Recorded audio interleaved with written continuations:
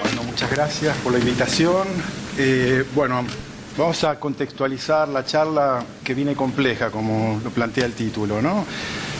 Yo creo que nadie de los que está acá le ha pasado desapercibido lo que está pasando en el mundo, lo que pasó en África del Norte, Wikileaks, cómo la gente se está organizando. Y un poco sobre eso vamos a hablar, ¿no? Bueno, o sea, lo que estoy planteando, no solo se está dando un fenómeno esperanzador, optimista, en el que la gente a través de distintas plataformas se coordina y se empieza a comunicar y se empieza a organizar, sino también se están dando una cantidad de fenómenos que, digamos, levantan ciertas alertas y que tienen que ver también con esa coordinación. Las crisis financieras, las caídas o aumentos en el precio de los commodities, el fenómeno del cambio climático, etcétera. Y en principio yo lo que quiero tratar es de construir qué es lo que está pasando, o sea, cuál es el sustrato, cuál es el orden complejo que se está generando y por qué nuestra visión normalizada, digamos, o estandarizada que tenemos del mundo no se corresponde con lo que hoy está pasando, ¿no? En principio, a través de los sistemas de comunicaciones, de las tecnologías, de las plataformas como Facebook, Twitter, la telefonía celular, la computación ubicua, si la podemos llamar de alguna manera, está despertando la posibilidad de que todos los seres, todas las personas se puedan conectar y puedan aglutinarse a través de gustos semejantes. El tema es, uno podría preguntarse qué es lo que hay en común, por ejemplo, en lo que está pasando en Internet, en la dinámica de un enjambre, la dinámica de los mercados, o el comportamiento de una manada, de un cardumen.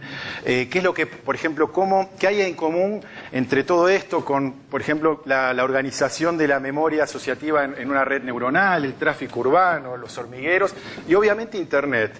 Lo que tienen en común es que son sistemas complejos o sistemas adaptativos complejos. O sea, es la emergencia de la complejidad. ¿Qué es eso? ¿De qué se trata? Bueno, un sistema complejo es un sistema extenso, desagregado, compuesto por múltiples componentes en interacción. El enjambre, el hormiguero, es la mejor imagen que uno podría tener de un sistema complejo. O sea, es un sistema que tiene componentes microscópicos o digamos, atomizados, que actúan de manera independiente a través de una determinada condición-acción y intercambian información, o sea, en función de los impulsos que reciben, intercambian materia, energía e información y pueden adaptar sus estados internos, ¿no? El tema que estos sistemas complejos, viéndolos desde una perspectiva general, dan lugar a comportamientos emergentes, a la emergencia de un orden o incluso, se podría decir, de un caos, pero no con la palabra en un sentido, digamos, político estricto, sino caos en términos de física, en términos dinámicos, da lugar a la emergencia de un determinado orden. Y yo voy a tratar de mostrar, en principio, eso, digamos, mostrar qué es lo que subyace, ¿no? Uno podría preguntarse si en estos sistemas complejos, en estos enjambres, hormigueros, en Internet, en la complejidad de una red neuronal, hay algún principio de organización subyacente o una pauta generativa que da lugar al comportamiento. Y hacia allá voy a ir, ¿no? En principio, uno podría analizar, digamos, los sistemas reales, pero se puede basar también en lo que llaman toy models, en modelos de juguete que nos permiten descubrir cuáles son esas pautas generativas, cuáles, digamos, de una manera, en algún sentido reduccionista en términos individuales, pero compleja en términos de la agregación global, analizar lo que está pasando. Yo lo que voy a hacer es ahora mostrar 3 modelos en los que van a aparecer un comportamiento común y después voy a tratar de definir qué es lo que está pasando y relacionarlo con la realidad que hoy estamos viviendo a través de Internet, a través de las plataformas de conectividad, ¿no? Buenas tardes. Entonces tomemos un primer modelo, una primera metáfora. Una metáfora, o sea, el modelo que nos permite ver cómo, o interpretar o ver como una metáfora que después la podemos llevar a la realidad. Pensemos en una grilla, en un damero, o sea, una grilla cuadriculada, donde hay agentes. Y los agentes intercambian información de manera local, o sea, con sus vecinos cercanos. Y es un damero con sus 4 vecinos, ¿no? Entonces tenemos una grilla de agentes, los agentes pueden elegir entre 2 opciones. Pongámosle que es izquierda-derecha, blanco-negro, estar a favor o en contra de una causa. Solamente 2 opciones, por una hipótesis simplificadora. Y la idea es que cada uno de los agentes que vamos a ver, cambia su estado interno, su opinión, si se quiere. Estamos hablando de un modelito, una representación para ver la formación de opinión pública. Intercambia información y en función de cómo es el promedio de sus vecinos, va a definir su color, o sea, su opción. Si sus vecinos, la mayoría son de izquierda, si se quiere, él va, con una probabilidad alta, va a optar por ser de izquierda. Si son del color contrario, optará por la otra opción. El tema es que, claro, vamos a simular el libre albedrío de una manera simple, con lo que en física se llama un baño térmico. O sea, le vamos a poner un cierto ruido. O sea, el agente localmente va a definir su opción en función de seguir a sus vecinos, pero con una cierta probabilidad no. O sea, una probabilidad que se puede manejar y la podemos llamar como temperatura, si quieren, ¿no? Entonces, déjenme mostrarles muy rápidamente la simulación para que vean qué es lo que pasa, ¿no?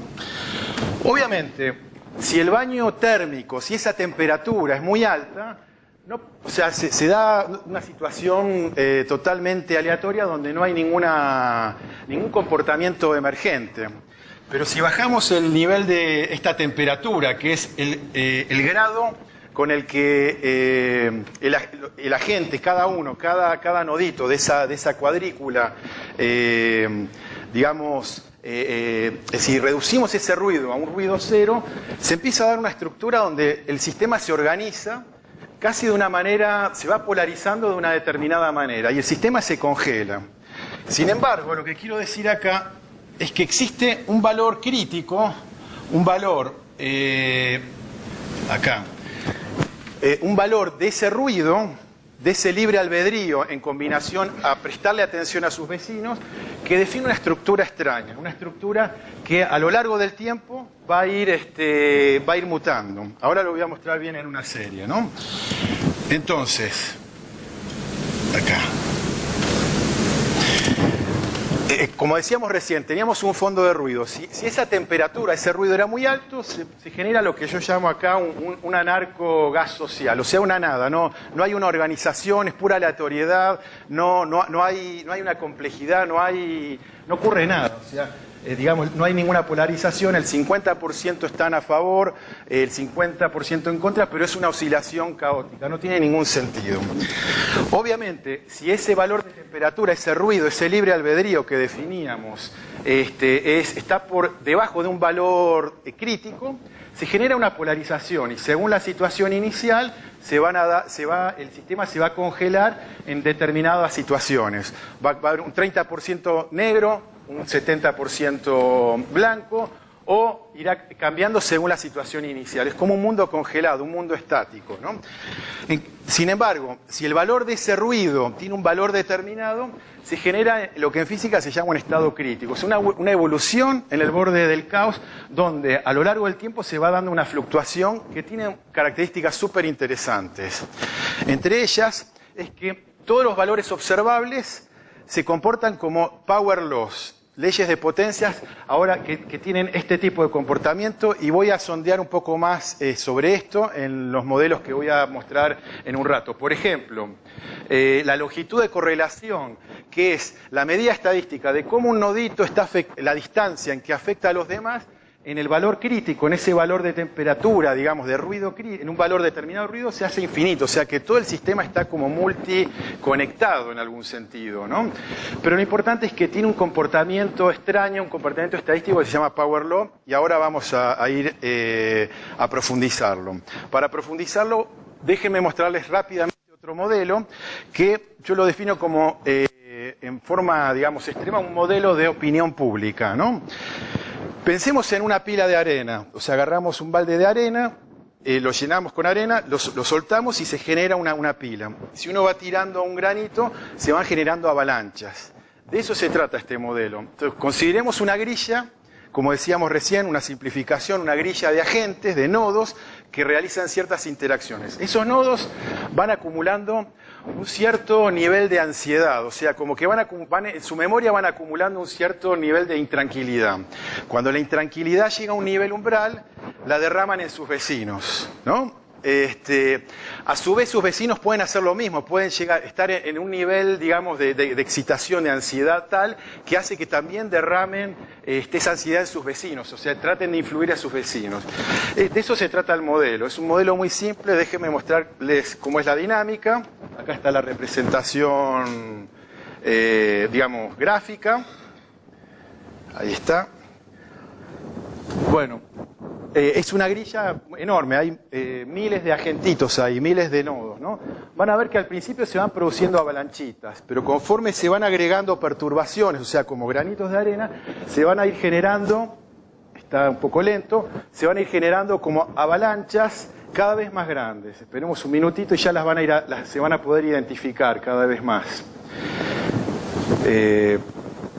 Es como la visualización de un efecto dominó bidimensional, si quieren. No sé si se entiende la conceptualización del modelo, ¿no? El modelo, la computadora está funcionando lenta, pero ahí se van produciendo avalanchas de distintos tamaños. Una avalancha que cubre, no sé, unos cuantos nodos de la vecindad, y van viendo que cada vez se van produciendo avalanchas que van teniendo tamaños cada vez más grandes. Acá se puede ir viendo el tamaño de la avalancha más grande, ¿no? Ahí se va viendo cómo se van generando distintos efectos de dominó. A ver, entonces yo hablaba antes de las power law, de las leyes de potencia. Volvamos a la presentación. Lo interesante de este modelo es que si uno va computando el tamaño de esas avalanchas, o sea, a cuántos noditos afectó ese efecto dominó, en función del tiempo va teniendo una serie, pero si ve la frecuencia, o sea, cuál es la frecuencia de avalanchas de un tamaño pequeño, cuál es la cantidad de avalanchas que se hacen de un tamaño más, un poco mayor, y así sucesivamente, y grafica esto en un cuadro, en un gráfico log-log, o sea, a nivel de escalas, se da una ley, una recta, que es lo que se llama la power law. Lo interesante es que este modelo, esa power law o ese estado es el atractor del sistema. El sistema siempre genera una distribución de estas características ahí. O sea, lo importante acá, tal vez ustedes no entiendan muy bien lo que es el logaritmo, pero la idea es que esto va operando a nivel de las escalas, de 10, o sea, un tamaño 10, un tamaño 100, un tamaño 1000, 10.000, etcétera, ¿no? Y este es el comportamiento de power law que también se daba en el modelo anterior. Ahora vamos a ir a un tercer modelo, que es el modelo, o sea, un modelo que recrea lo que se llama el efecto San Mateo. En San Mateo hay un principio que es al que más tiene, más se le da, al que menos tiene, hasta lo que tiene se le quita. Bueno, la idea de este modelo trata de recrear la formación o la expansión de una red. Van apareciendo nodos, y esos nodos se conectan con los preexistentes, con los que ya estaban. ¿Cómo se conectan?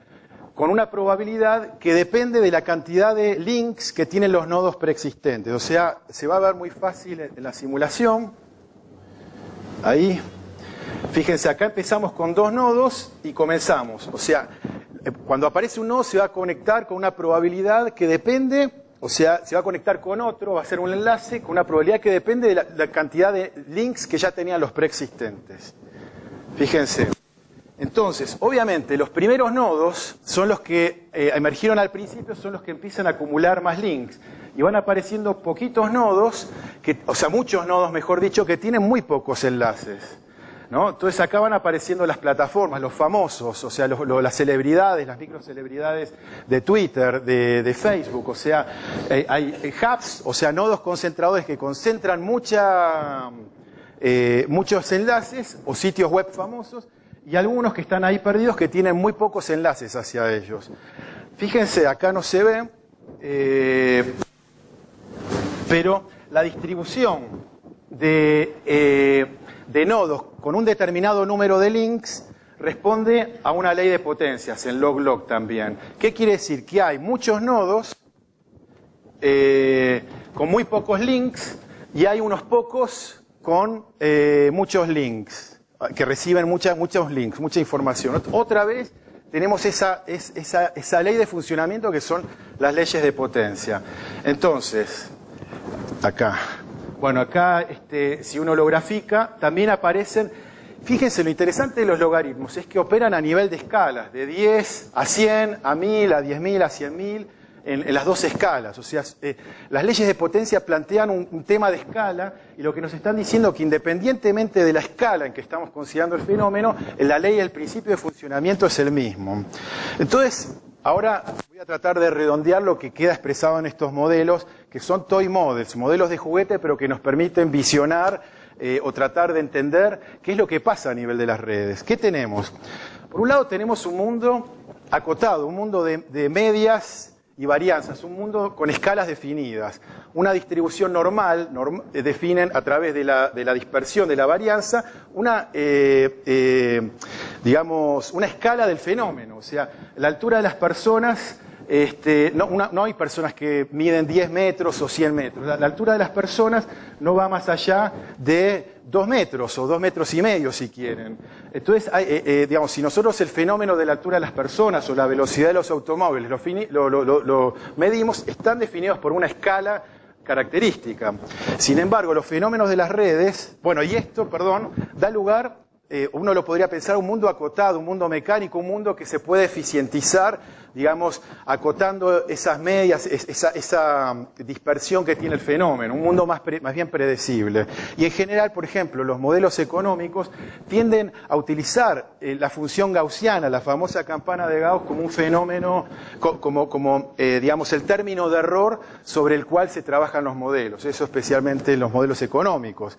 Sin embargo, como lo mostré así muy de juguete, muy rápidamente, hay fenómenos que son libres de escala, o sea, que independientemente de la escala, o sea de 1000, 10.000, 100.000, 1.000.000, la frecuencia de esos eventos se da independientemente de la escala, como pasa con muchos fenómenos. Bueno, el ejemplo básico para entender los fenómenos libres de escala son los fractales, o sea, que operan igual a nivel macro, y si uno va haciendo un zoom hacia lo micro, es la misma ley de funcionamiento, ¿no? Bueno, fenómenos libres de escala hay en un montón de cuestiones, ¿no? O sea, ya sea cuestiones físicas como la distribución de terremotos, la frecuencia, la distribución del ingreso, la distribución de la población, la frecuencia de palabras, las citas, la cantidad de visitas a un sitio web, etcétera. O sea, aparecen, siempre que estamos hablando de complejidad van a aparecer este tipo de distribuciones. Lo relevante es que si nosotros medimos la cantidad de eventos en función de su magnitud, claro, hay muchos eventos que se dan de baja magnitud, o sea, eventos que casi no viralizan, pero se dan en las leyes de potencia, si uno no las grafica de forma de logarítmico, sino lineal, se dan que hay fenómenos de gran magnitud, fenómenos que viralizan, que derraman sobre todo el sistema. Y bueno, como lo muestra este gráfico, son fenómenos que dan lugar a cuestiones que son mucho más probables de lo que sucede bajo la situación de una distribución normal. Lo que Nicolás Taleb llamaba la generación de cisnes negros, ¿no? Entonces, las Power Law son es la arquitectura sobre la cual se construye la complejidad. Para terminar, entonces, nosotros construimos un mundo moderno acotado, basado en la normalización, en el disciplinamiento, en acotar los fenómenos y tratar de controlarlos, en reducir la dispersión, etc. Vino la posmodernidad, el fin de los metarrelatos, vino el relativismo, el vale todo, eso es como el ruido, o sea, es la sociedad en lo que no hay jerarquías, no hay, o sea, lo contrario de la modernidad. Yo lo que estoy planteando es que el sustrato, estas Power Law, estos principios de funcionamiento dan lugar a una forma nueva de ver la realidad, una nueva forma de organizarse, que yo la llamo como transmodernidad. Alejandro Piscitelli hablaba del paréntesis Gutenberg. ¿Y de qué se trata? O sea, es un mundo, digamos, en el que hay metarrelatos, la red, las plataformas son los metarrelatos, hay, digamos, metaverdades, Internet, desde las cuales se construye la realidad. En principio, esa transmodernidad y esta lógica compleja que traté de mostrar muy rápidamente, o sea, muy esquemáticamente, está basada en lo anormal, en los outliers, o sea, los fenómenos fuera de serie, la emergencia, las disrupciones tecnológicas, la creatividad, la impredictibilidad, la generación de microcelebridades, etcétera. Un poco, yo lo que quería mostrar con la presentación es que hay un sustrato de complejidad sobre el cual pensar y pensar distinto de ese mundo normal del que estamos acostumbrados a pensar. Muchas gracias.